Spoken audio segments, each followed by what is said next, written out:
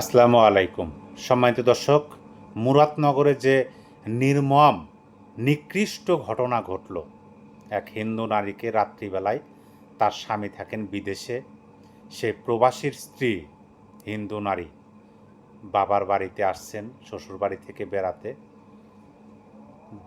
রাত্রিবেলায় দরজা ভেঙে সংঘবদ্ধভাবে এবং সেটা ভিডিও ধারণ করে সোশ্যাল মিডিয়ায় প্রকাশ করার মতো নিকৃষ্ট নিক্কারজনক কাজের তীব্র প্রতিবাদ জানিয়ে অলরেডি আমি একটা ভিডিও আপনাদেরকে দিছি। এখন যে কথা বলতে আসলাম, আমাদের জয় মামা অর্থাৎ আওয়ামী সভানেত্রী শেখ হাসিনার পুত্র সজীব ওয়াজেদ জয় মুরাদনগরের সেই ধর্ষণের ঘটনা, নির্মম ঘটনার ছোট্ট একটা বিবৃতি তিনি দিছেন। বিবৃতি বলতে কি, তিনি তার ভাষায় তার ফেসবুক ওয়ালে পোস্ট দিছেন।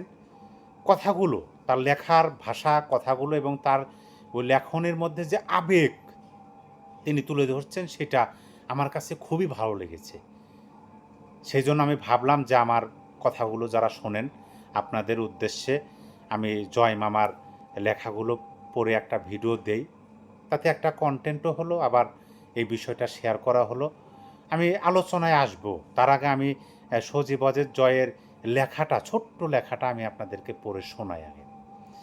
তিনি লিখছেন, মুরাদনগরে কোনো নারী ধর্ষিত হয়নি, ধর্ষিত হয়েছে পুরো বাংলাদেশ। গত প্রায় 11 মাস ধরে পুরো বাংলাদেশই এইভাবে মব, সন্ত্রাস, ধর্ষণ চলছে। সেই 2024-এর আগস্ট থেকেই হিন্দুদের উপর অত্যাচার, গণহত্যা আর মানবাধিকার হরণকে রাজনৈতিক বলে অপরাধীদের উৎসাহ দিয়েছে ইউনূস। একের পর এক মব হলেও তারা বলেছে প্রেশার গ্রুপ, যে প্রেশার গ্রুপের কাছে জিম্মি আজ পুরো বাংলাদেশ। এদের গডফাদার কে, কারা, কি তাদের পরিচয় আমরা সবাই জানি। মুরাদনগর সহ সারা দেশে প্রতিটি ধর্ষণের ঘটনার জন্য দায়ী ইউনূস আর তার মিত্ররা। এদের বিচার বাংলাদেশের মানুষ করবে। এই ছোট্ট লেখাটা তিনি তার ফেসবুক ওয়ালে লিখছেন এবং বাংলা এবং ইংরেজি ভাষা, দুইটা ভাষাতেই তিনি লিখছেন। আর মুরাদনগরের যে ঘটনার প্রত্যক্ষদর্শী একজন যুবক, আমি সেই যুবকের কথাও আমি গত ভিডিওতে আপনাদের দিছি।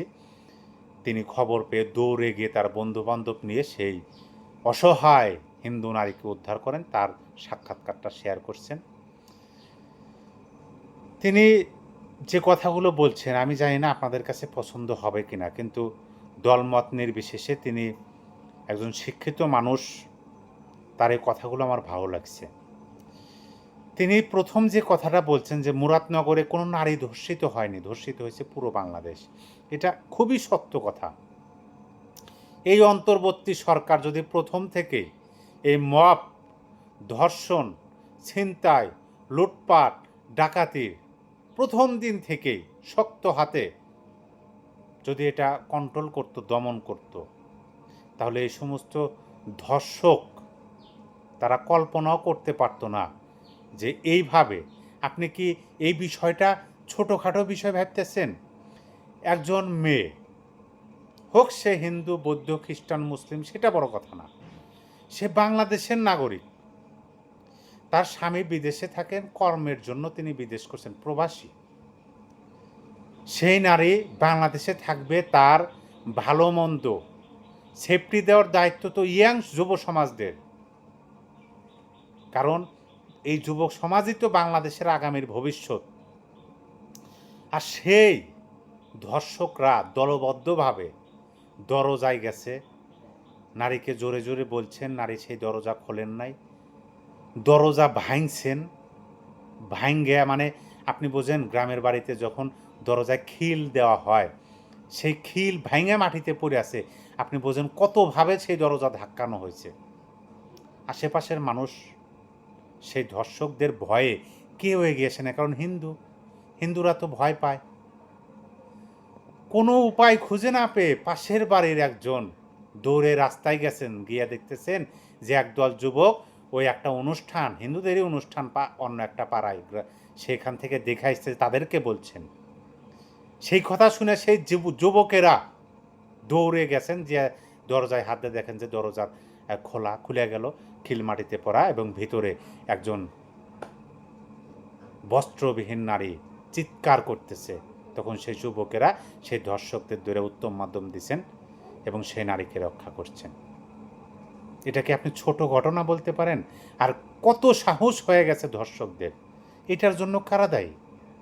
অবশ্যই তারা দায়ী যারা মবকে মব বলে না, যারা মব সন্ত্রাসকে মব সন্ত্রাস বলে না, বলে প্রেশার গ্রুপ। সবাই ভালো থাকবেন। আল্লাহ হাফেজ।